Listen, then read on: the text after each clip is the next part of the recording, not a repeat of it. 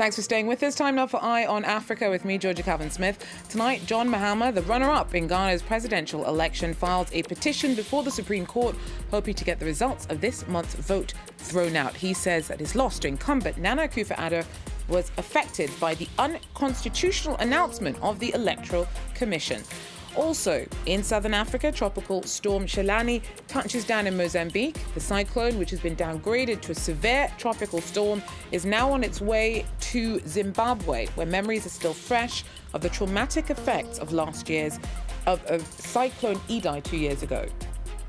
And Greece's oldest football club, Panionios FC's most recent signing, has overcome more hurdles than most to get his shot.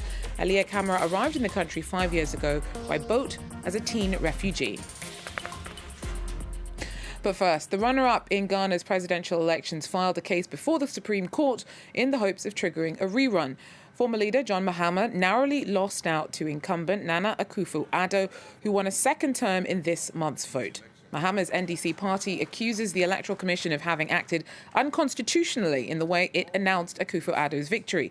The challenge is rare in a country where elections generally proceed pretty smoothly. Nathan Kwao brings us more from Accra. Nathan, tell us a bit more about the exact grounds of this petition. There's a petition that was submitted earlier today, and according to the NDC's candidate, John Mahama, he feels that the elections that were called the elections had major issues. He says there were some irregularities. He feels that things did not go on well, and he feels that if he sends this case to court, he feels that the case is legitimate enough to be heard in court. Now, in 2012, a similar thing happened where candidate Akufo Addo at the time also took his grievances to the court. Ultimately, the court upheld the elections, but it's something that's a bit of a precedent. And so 8 years on, John Mahama believes he also has a good case to be sent to court. Now, he's listed a number of things. First of all, he felt that there were irregularities. Secondly, now, if you know Ghana's elections, it's done over 275 constituencies. Now, when the EC announced the elections on the 9th or 10th, of the 9th of December, it announced results from 274 constituencies, and there was one outstanding constituency because there were some issues there. Now, in John Mahama's petition, he says that if those numbers are added to his own party's collation, then the president will not get the 50+1% that makes him the winner, and that his percentage will drop to about 49%. His numbers will go up to about 49 or so percent. There would be no outright winner, and then a second round or a runoff will be needed to determine who wins a particular election. So essentially, those are the basis. He feels that there were issues and that the court is the best place for him to present those grievances. And he wants essentially a rerun, and he wants things put together for him, in his words, to clear doubts. He feels that there were so many doubts concerning these elections, and that this court case will provide clarity for everybody and will now know what the way forward is. Does he have much of a chance, do you reckon? It's a tough call, because when these matters go to court, you never know how they will play out. Now, in 2012, when the MPP did the same thing, they presented their evidence. They brought what we call the pink sheets, or some of the result sheets from some of the constituencies. They felt there were some irregularities. They presented their case to court. In the end, the result was upheld. So you never know how all of this will play out. John Mahama and the NDC will have to put their evidence together. They will have to go to court. I think the proceedings will start somewhere in January, and then we'll all have to hear what happens. There are some people who speculate and say that, because the government is in power, they may, have a bit of a say in the matter. But you'd have to wait and see what the court decides, because these days the court proceedings will be done in about 42 days. I'm sure it will go through to the end. I'm sure we'll have people like the Electoral Commission chair showing up and providing her own explanations. And based on that, the judges will give a ruling that they feel will satisfy both parties. Thanks very much. Nathan Kwao there for us in Accra. In other news, in southern Africa, tropical storm Chalane has made landfall in Mozambique. Strong winds and torrential rains battered the port city of Beira. 2 years ago, the area was devastated by Cyclone Idai, one of the worst to ever affect the continent. More than 1,300 people died, and today in Mozambique, tens of thousands of people who were displaced by the natural disaster are still living in camps, vulnerable to extreme weather events. On Wednesday, Chalane began moving towards Zimbabwe. There, the traumatic memories of Cyclone Idai are still fresh. Ryan Truscott tells us more about the response to the threat. In recent days, Rains had fallen heavily across much of the country, not just in the east, which was so badly hit by Cyclone Idai last year, but also in the, until recently, drought-riddled south. Rivers in Zimbabwe in the path of the storm are already in flood. The State Civil Protection Unit is warning villagers in Manicaland province, which borders Mozambique, to beware of landslides. It's been sending out SMS messages on the main Econet phone network, asking people in Manicaland to prepare to be moved to safer areas. Buses, tractors and lorries have already ferried some people away from the village of Chimanimani to shelter in nearby schools, but there are anecdotal reports of resistance from some locals who fear that the schools they're being taken to may not be fit to weather Chalane either. More than 300 Zimbabweans alone lost their lives in Idai, and some of those who lost their homes are still living in tents supplied by the UN. The World Food Programme in Zimbabwe said in a tweet it was preparing for the storm and working to make sure that those affected had access to food.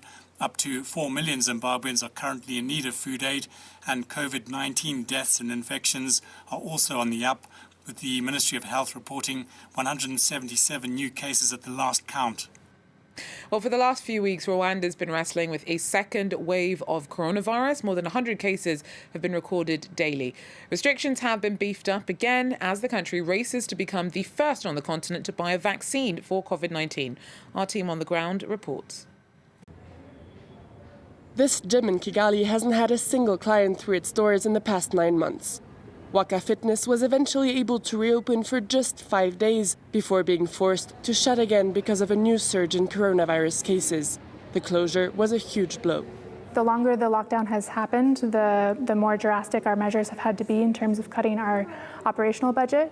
So unfortunately, we've had to make some really tough decisions about cutting our staff, suspending our staff, terminating staff. The company had to reduce its staff by 90%. Authorities say the harsh measures are necessary. New rules were put in place. The curfew has been moved to 8 p.m. during the holidays. Gatherings are banned, and a negative COVID test is required to stay in a hotel.